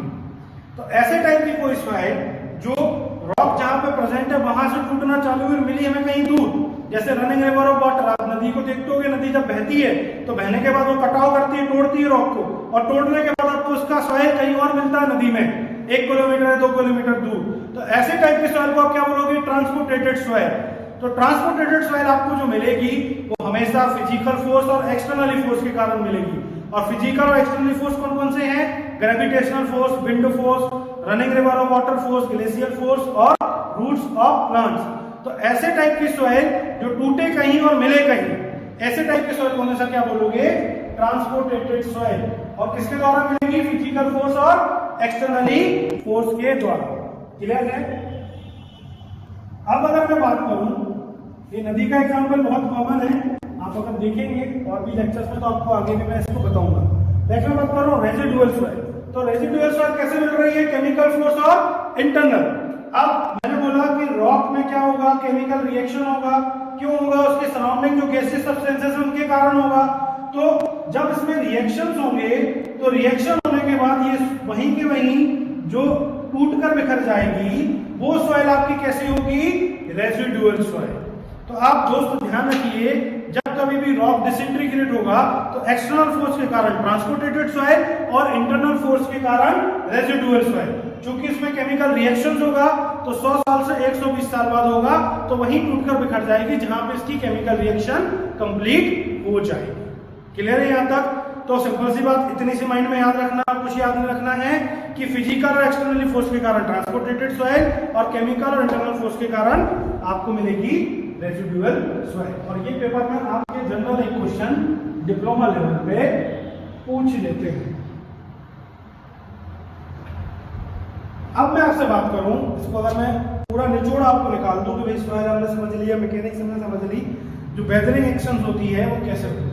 तो दोस्त, वेदरिंग एक्शन अकेले ऐसा नहीं है कि आपका फिजिकल फोर्स अलग लग रहा है, इंटरनल अलग लग रहा है, नहीं भाई। नेचुरल ये थोड़ा देखेगा कि अभी रॉक में फिजिकल लग रहा है तो हम इंटरनल रिएक्शन नहीं करेंगे, हम केमिकल रिएक्शन नहीं करेंगे, ऐसा नहीं होता।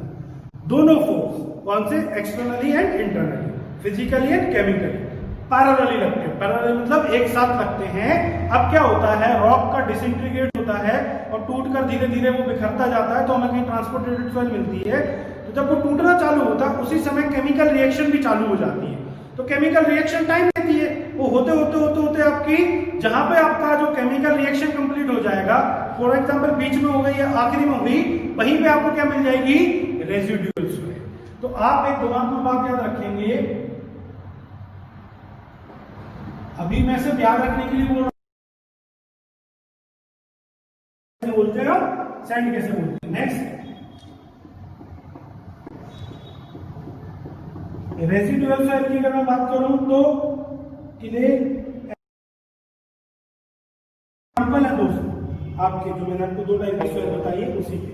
तो आपको ट्रांसपोर्टेड सॉइल और रेजिडुअल सॉइल कैसे रहेगी, साथ में ही रिएक्शंस होंगी और मिलेंगी। तो इसके लिए आप हेडिंग बना लें, मैं इसको आपको प्रॉपर लिखा देता हूं। ये चीज नोट्स आपको जो मिलेंगे उसमें भी है, बट मैं जो लिखा हूं ये भी आप लिख लीजिए। इसमें लिखिए अलग से, आप एक इसमें पैरा बना लीजिए, the weathering action, the weathering action on the rocks, the weathering action on the rocks, the weathering action on the rocks happens, the weathering action on the rocks happens on the following factors.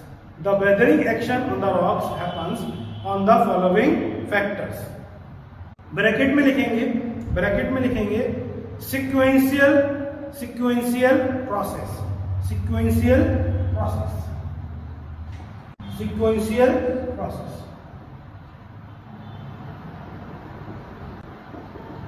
सबसे पहले आपका rock क्या होगा, erosion होगा, मतलब उखड़ेगा। Then क्या होगा, transposition, transport होगा। तीसरा आपका क्या होगा, deposition.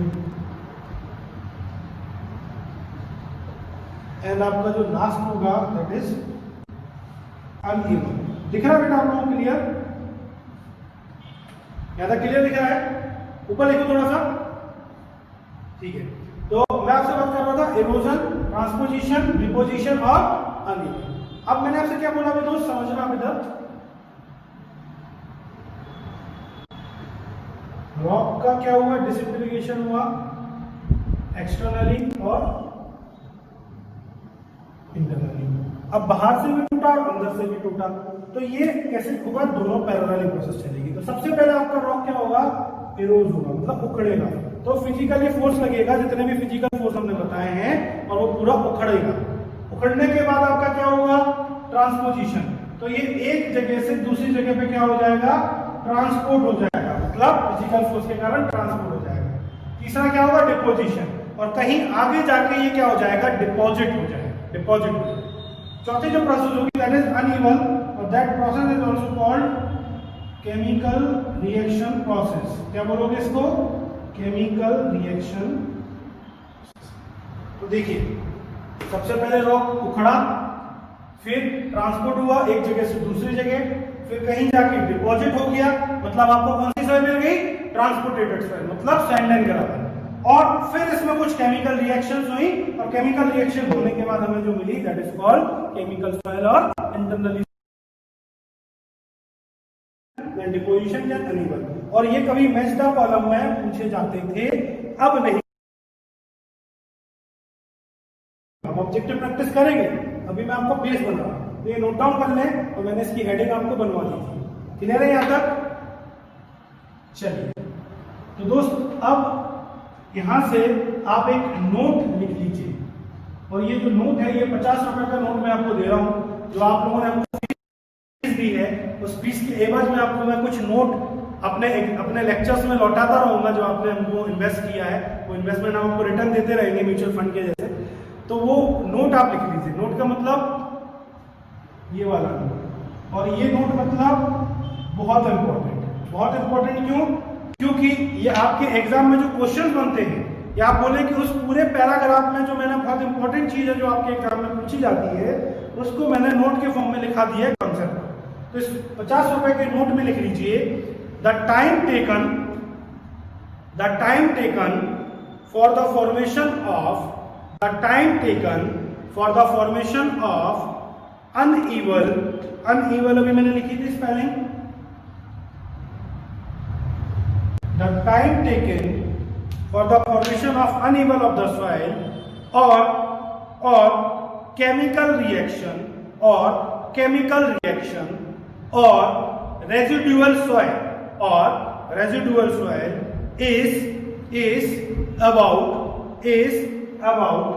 is about 120 to 130 years, 120 साल से 130 साल के बीच में लगता है।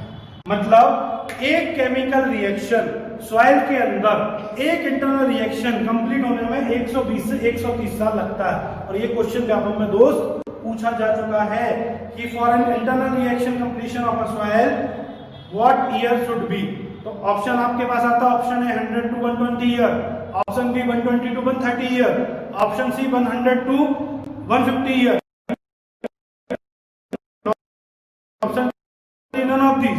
इस तरीके से क्वेश्चंस आते हैं। तो आपको लगाना है 120 से 130 साल। मैं बात कर रहा हूं आपसे as per the Indian standard code. मैं कोई बुक की बात आपसे नहीं करूंगा। कभी भी सिलेबस में हमारी टीम बुक से बात नहीं करेगी। क्यों नहीं करेगी? क्योंकि जब आप क्लेम करते हैं क्वेश्चन गलत होता है तो वो कोडल चीजें ही मानी जाएंगी जो आईएएस कोड में दी है, और अपन जो बात कर रहे हैं as per the IAS code बात कर रहे हैं। यहाँ तक क्लियर है? तो ये आपका मैंने आपको बिल्कुल बेसिक बताया कि what do mean by soil, what do mean by mechanics, what do mean by geotech engineering, इनकी परिभाषा क्या होती है, और ओरिजिन ऑफ द सॉइल क्या है, आपकी सॉइल कहां से निकली। तो आपको बहुत ज्यादा लिखने की जरूरत नहीं है। ये जो नोट्स हैं ये मोर देन सफिशिएंट है जब आप रिवीजन करने के लिए जाओगे। और इस तरीके से जब मैंने लिखाया है बोर्ड पे, आप अगर बनाओगे सेल्फ नोट्स तो आपको एग्जाम में बहुत आसानी हो जाएगी। चलिए मैं आपके कुछ एक डाउट ले लेता हूं। यदि आपके कुछ डाउट है तो आप इस बीच में पूछ लें।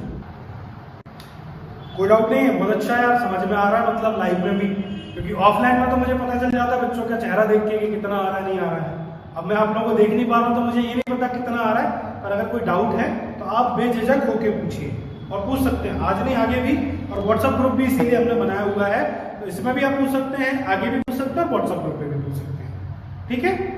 अगर लगेगा तो हम टेलीग्राम ग्रुप बनाएंगे, अदरवाइज हम नहीं बनाएंगे। तो आप व्हाट्सएप पे ही डाउट पूछिए, ज्यादा अच्छा है। केमिकल कौन सी सॉइल में होती है?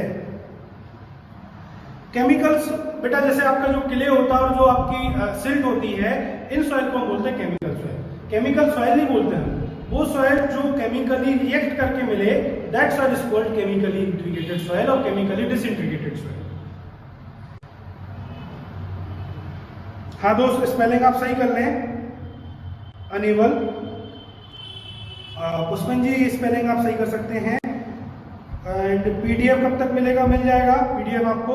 चलिए अच्छी बात है, यहाँ तक आपको सब क्लियर है। तो आगे मैं बात करता हूं इसमें। अब जो आपकी सॉइल है, आपकी जो सॉइल है ये, इसको मैं कुछ टाइप्स बताना चाह रहा हूं, पर ये मैं क्लासिफिकेशन नहीं कर रहा हूं। क्लासिफिकेशन हम आगे करेंगे। तो आप हेडिंग बस बना लें अपने नोट्स में भी, टाइप्स ऑफ सॉइल। क्या हेडिंग बना लें? Types of soil. Types of soil. तो सबसे पहले हम बना रहे हैं बेस्ड ऑन एजेंट्स। कौन से एजेंट्स? तो physical agent, chemical agent. Physical agent और केमिकल एजेंट। इसी को मैं बोलूंगा कोसग्रेन तो इसको मैं बोल दूंगा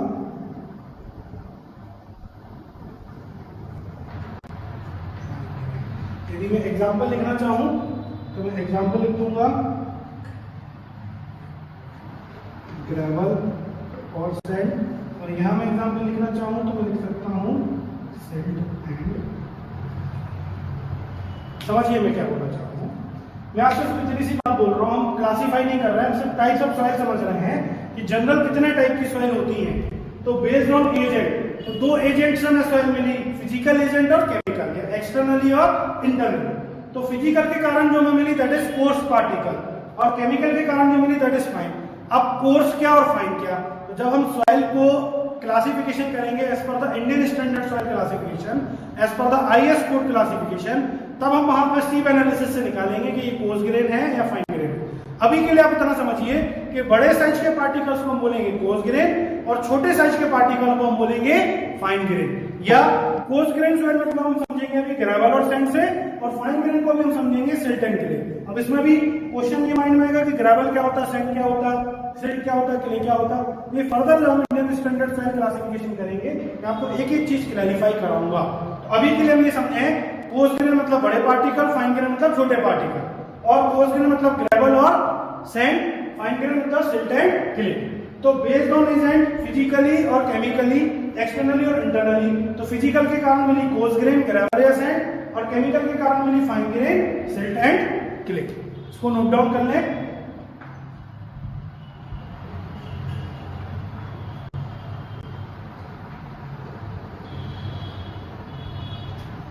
नेक्स्ट मैं बात कर रहा हूं based on geological cycle.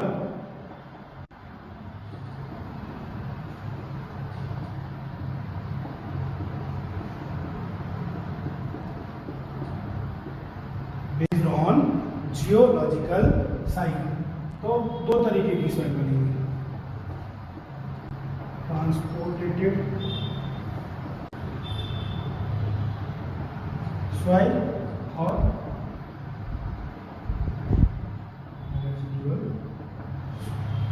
Geology मतलब कैसे फॉर्म हुई, जियोलॉजिकली। आपसे बोलते हैं ना जियोलॉजिक सर्वे करो, आपने पढ़ी आपके डिप्लोमा में इंजीनियरिंग में जियोलॉजी। जियोलॉजी मतलब आपकी study of the earth, study of the rocks. तो जियोलॉजिकली जो टूटी तो उसके कारण दो तरीके से हमें सॉइल मिली, ट्रांसपोर्टेटेड सॉइल और रेजिडुअल। यदि मैं बोलूं तो ट्रांसपोर्टेटेड का आप फिर एग्जांपल क्या लिख सकते हैं, ग्रेवल और सैंड, और रेजिडुअल का आप फिर एग्जांपल क्या लिख सकते हैं, सिल्ट एंड क्ले। अभी भैया हमें नहीं पता क्या होता है ग्रेवल, सैंड, सिल्ट, क्ले, मैं सब सिखाऊंगा आपको, और बहुत आसान तरीके से सिखाऊंगा, कुछ भी नहीं रखना पड़ेगा, और अभी तक भी नहीं रखना पड़ा होगा। तो बेस्ड ऑन जियोलॉजिकल साइकिल अगर मैं इसको डिफाइन करूं तो ट्रांसपोर्टेटेड सॉइल और रेजिडुअल, ग्रेवल और सैंड, सिल्ट और क्ले। ये एग्जांपल में इसलिए लिखा रहा हूं कि जब हम क्लासिफिकेशन करेंगे तो आपको ये चीजें एक सेकंड में क्लियर हो जाएंगी कि भाई इसको ट्रांसपोर्टेटेड क्यों बोला, रेजिडुअल क्यों बोला। वैसे भी क्लियर हो चुकी होंगी, बट स्टिल मैं आगे और कॉन्सेप्ट इसमें बताऊंगा। क्लियर है यहां तक, ये नोट डाउन कर लें।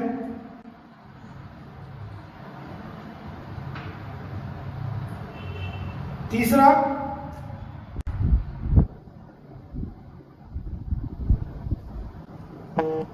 Based on grain size. तो भाई ग्रेन तो हमने दो ही बोले, या तो कोर्स होगी, कोर्स ग्रेन होगी, ग्रेन मतलब पार्टिकल की साइज, या तो क्या होगी,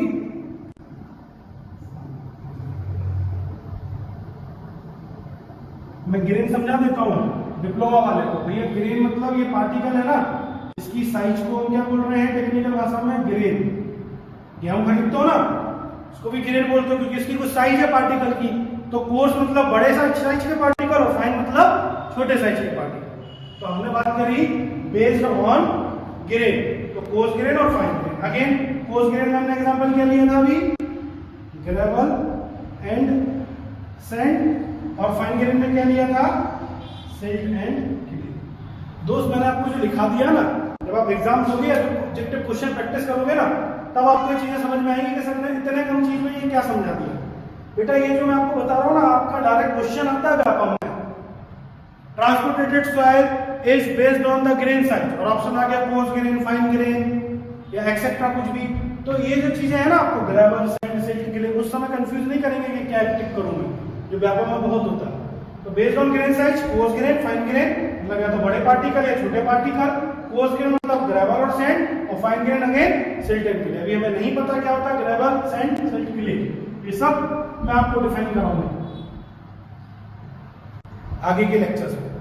नेक्स्ट में अगर बात करूं चौथा वाला, तो based on chemically,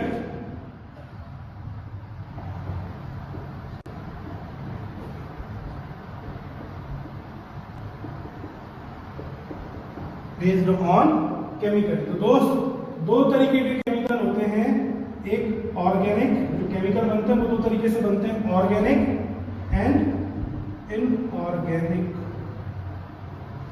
organic and inorganic. Organic का मैं एग्जांपल आपको देता हूं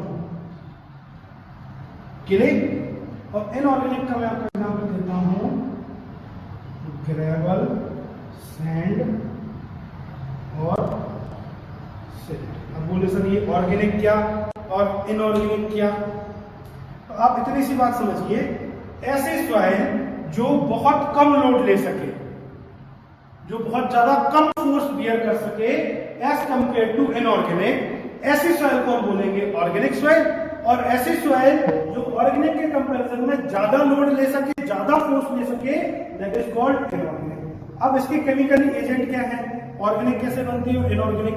तो दोस्त आपको पता है कि केमिकल तो ऑर्गेनिक इनऑर्गेनिक अगर बात करोगे तो जो डेड मरीन से या डेड मरीन के बाद केमिकल रिएक्शंस होने के कारण जो सॉइल बनती है दैट इज ऑर्गेनिक, और कुछ फिजिकल्स और डेड मरीन से जो सॉइल बनती है दैट इज कॉल्ड इनऑर्गेनिक। तो आप इसको ऐसा लिखें, इसको ऑर्गेनिक को इट बियर्स लेस फोर्स और load as compare to inorganic soil, as compare to inorganic soil. अगर किसी को नहीं दिख रहा मैं रिपीट कर देता हूं, organic soil is the soil it bears less force और load as compare to inorganic soil. इस सॉइल से ये सॉइल यदि कम लोड लेती है, ऐसे टाइप की सॉइल को बोलते हैं हम ऑर्गेनिक सॉइल। और एग्जांपल है क्ले, एग्जांपल क्या है क्ले।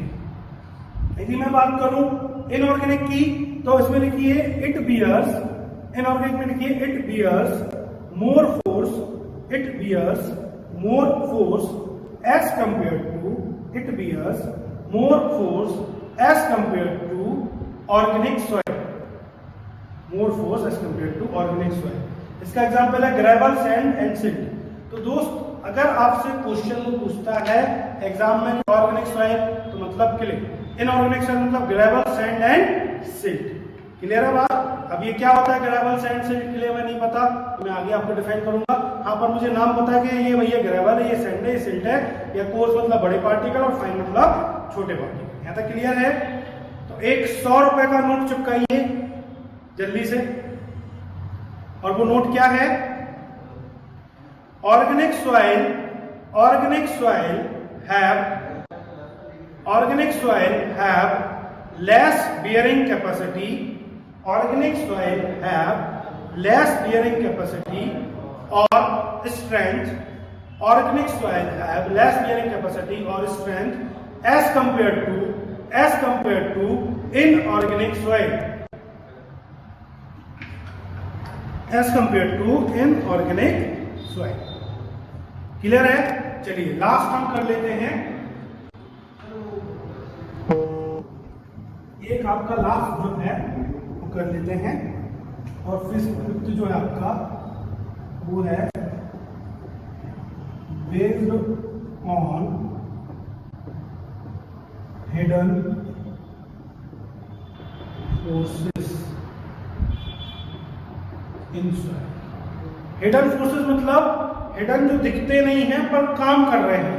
तो सॉइल में जो हिडन फोर्सेस हैं उसके बेसिस पर हम सॉइल को एक बार क्लासिफाई कर रहे हैं। तो 3 तरीके के फोर्सेस बोलते हैं, या 2 तरीके के होते हैं, सी, फाई एंड सी। आप बोलोगे कि सर ये सी क्या है, फाई क्या है, ये आपको सब समझा पाएंगे। सी मतलब कोहोसिव सॉइल। कौन सी सॉइल? कोहोसिव सॉइल। फाई मतलब फ्रिक्शनल सॉइल। कौन सी सॉइल? Frictional soil. और C5 मतलब इसमें बोथ प्रॉपर्टी, कोहोसिव भी और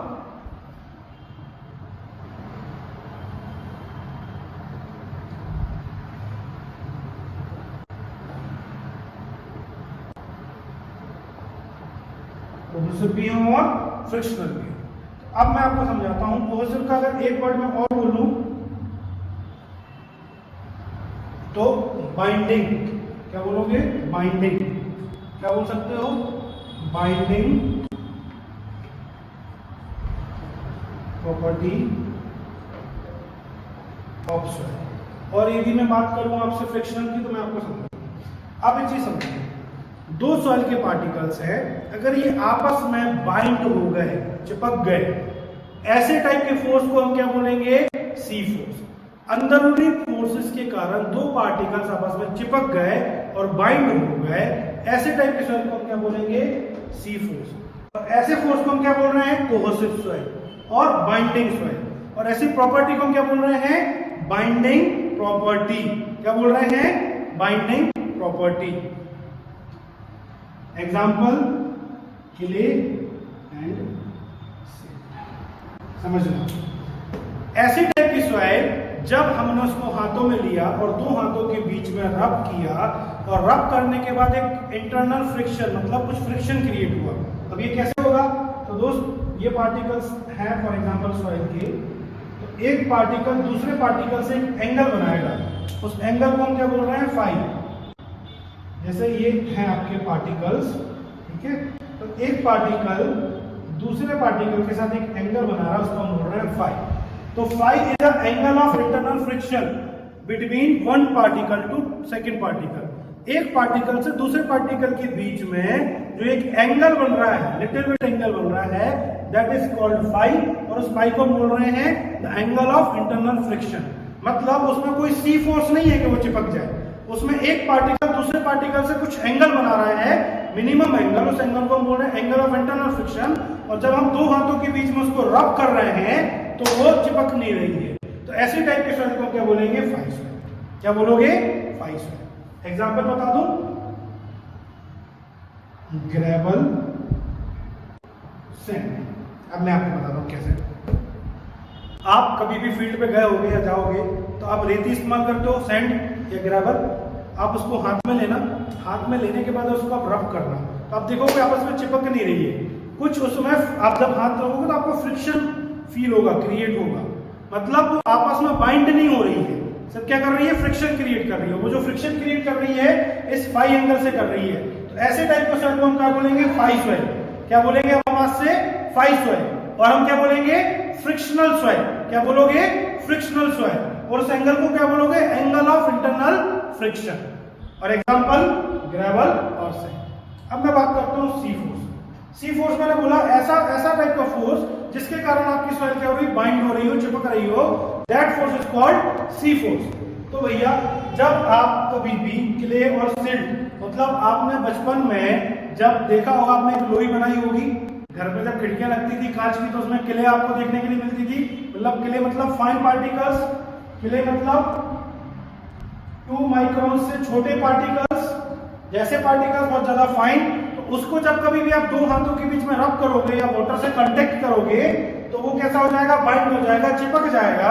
और that type of force is called C force, और that type of soil is called C soil, and that type of soil is called cohesive soil और binding soil. Clear है? तीसरी जो सॉइल है, ऐसी सॉइल जिसमें दोनों प्रॉपर्टी हो। तो दोस्त बचपन में आपने मिट्टी के खिलौने बनाए, काली मिट्टी के। काली मिट्टी आप देखोगे तो काली मिट्टी में जब आप वाटर मिलाओगे तो आप देखोगे वो आपस में चिपक जाती थी, जैसे ही उसमें पानी के कांटेक्ट में आती थी और दो हाथों के बीच में रब करोगे तो चिपक जाएगी। और जैसे वो पूरी तरीके से सूखी होगी, ड्राई होगी, और दोनों हाथों के बीच में रब करोगे तो वो angle of internal friction create करेगी। इट मींस उस हाथ में आपको कुछ फ्रिक्शन दिखेगा, वो चिपकेगी नहीं। तो ऐसी टाइप की सॉइल जो बोथ प्रॉपर्टी क्रिएट करे, फ्रिक्शनल प्रॉपर्टी भी और कोहेसिव प्रॉपर्टी, मतलब वो चिपके भी और फ्रिक्शन भी क्रिएट करे, that type of soil is called C5 soil. समझना मैं क्या बोल रहा हूं? ऐसी सॉइल जिसमें कोहेसिव प्रॉपर्टी हो, चिपकने की प्रॉपर्टी हो, बाइंडिंग की प्रॉपर्टी हो, that force is called C force, that soil is called cohesive soil, और उस सॉइल को बोलेंगे क्ले एंड सिल्ट। ऐसी सॉइल जिसमें इंटरनल फ्रिक्शन हो, कुछ एंगल बने और आपस में चिपके ना, that is called frictional soil, example gravel earth है। और ऐसी सॉइल की पानी के कांटेक्ट में आके चिपकने लगे और जब वो पूरी तरीके से ड्राई हो तो फ्रिक्शन क्रिएट करे, that type of soil is called C5 soil. इसका एग्जांपल आप लिख लो, ब्लैक सॉइल काली मिट्टी, रेड सॉइल और येलो सॉइल। तो ये जो आपकी सॉइल है ये होती है। तो आप इस सी सॉइल को क्या बोलोगे, इसमें सब क्या लग रहा है, कोहेजन फोर्स। तो कोहेसिव सॉइल और frictional less soil. Frictional less क्यों बोलोगे, क्योंकि इसमें क्या हो रहा है, इंटरनल फ्रिक्शन नहीं लग रहा है, तो फ्रिक्शनल लेस सॉइल। तो क्या बोलोगे, कोहेसिव सॉइल और frictional less soil. Example clay and silt. ऐसी सॉइल जिसमें सिर्फ फ्रिक्शन फोर्स लग रहा है, कोहेसिव नहीं लग रहा है, क्या बोलोगे, फ्रिक्शनल सॉइल और कोहेजन लेस सॉइल। जिसमें कोहेसिव फोर्स नहीं लगा तो क्या बोलोगे, cohesion less soil, example gravel और सैंड। और जिनमें दोनों प्रॉपर्टी लग रही, that is called C5 soil. तो ये जो हिडन फोर्सेस आपकी सॉइल में लगते हैं इंटरनली, जिसके कारण आपकी सॉइल का बिहेवियर चेंज होता है, लोड कैरिंग कैपेसिटी चेंज होती है, उसकी प्रॉपर्टीज में चेंज आता है, that force is called C force, Y soil और C5 सॉइल। C मतलब कोहेसिव सॉइल जो चिपके, Y मतलब जो फ्रिक्शन करे, चिपके ना, C5 मतलब जो दोनों की प्रॉपर्टी एग्जिबिट करे, that is called C soil और Y सॉइल।